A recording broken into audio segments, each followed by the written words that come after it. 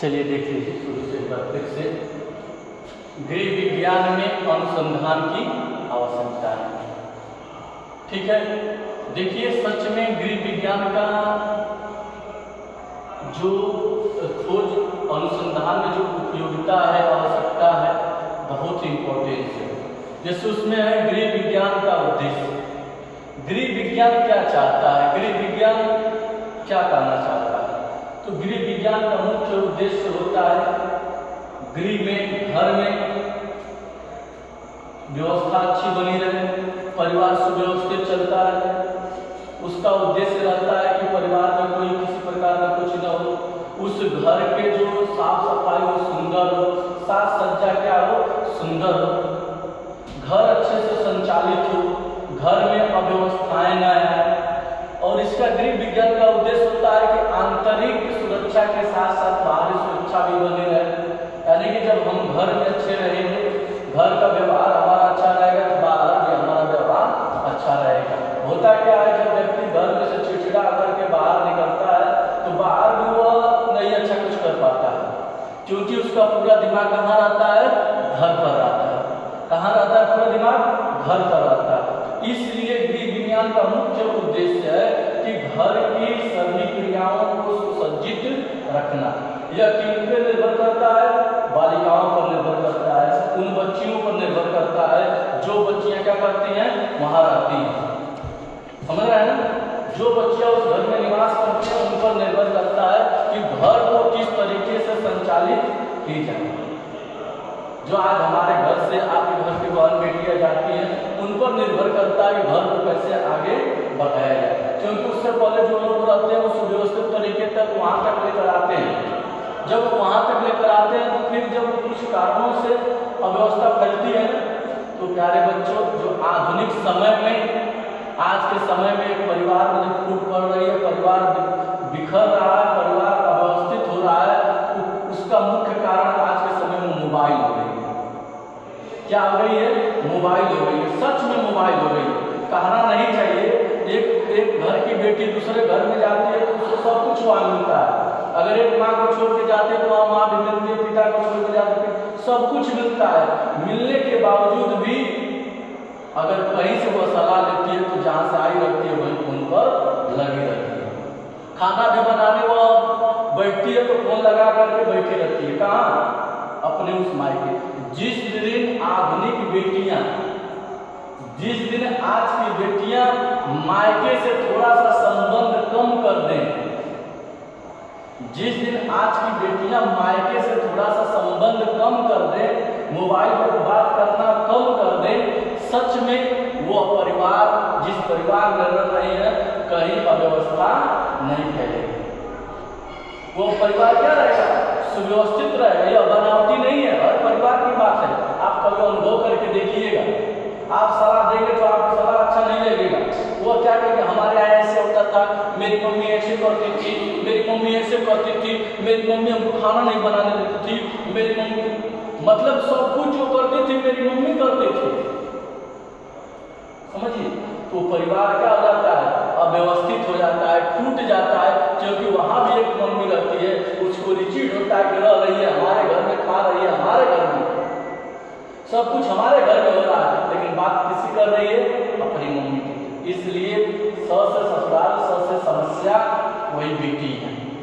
जिस दिन वो व्यवस्थित हो गई, सब चीजों से बाहर निकल आई, वो घर टूटने वाला नहीं है, यह याद रखिएगा। गृह विज्ञान में अनुसंधान की उपयोगिता, गृह विज्ञान में खोज क्या है, गृह विज्ञान में क्या उपयोगिता है, कुछ उपयोगिता इसको समझेंगे। गृह विज्ञान से जुड़ी समस्याओं निष्पक्ष विश्लेषण। अगर आपके परिवार में कोई समस्या आ गई, किसी भी प्रकार की समस्या आ गई, बीमारी से रिलेटेड समस्या आ गई, आर्थिक से रिलेटेड समस्या आ गई, पारिवारिक समस्या आ गई, कुछ भी समस्या आ गई, तो सबसे पहले उस समस्या का आप विश्लेषण करिए। समझिए कि आखिर में समस्या उत्पन्न कहाँ से हुई है।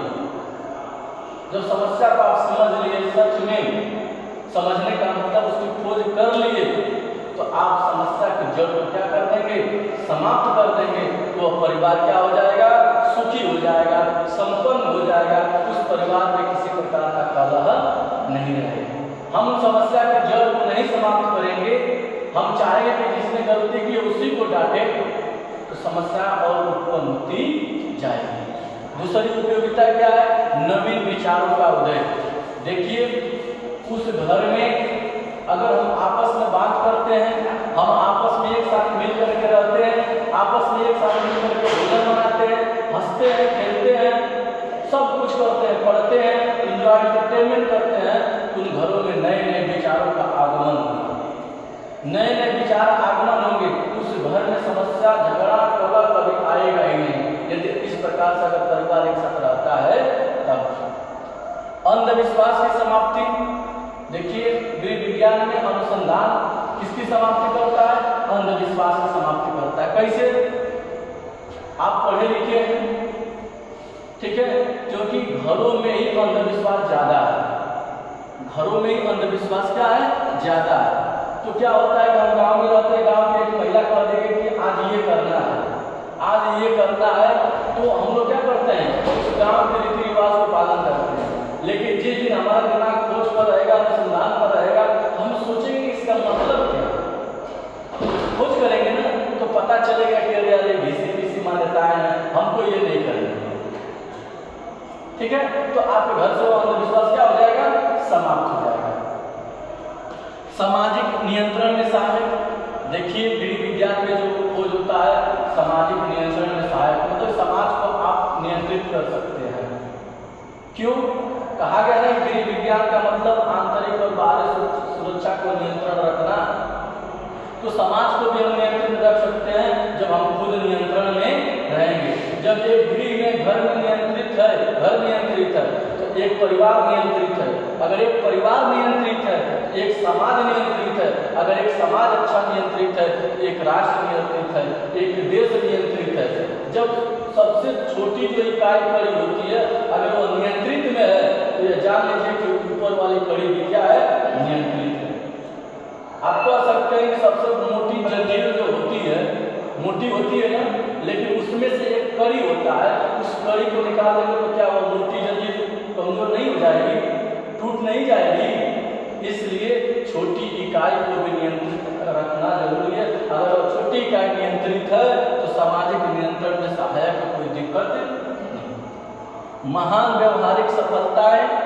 देखिए, गृह विज्ञान में जो खोज है इसकी उपयोगिता से बहुत सारी महान व्यवहारिक सफलताएं हैं।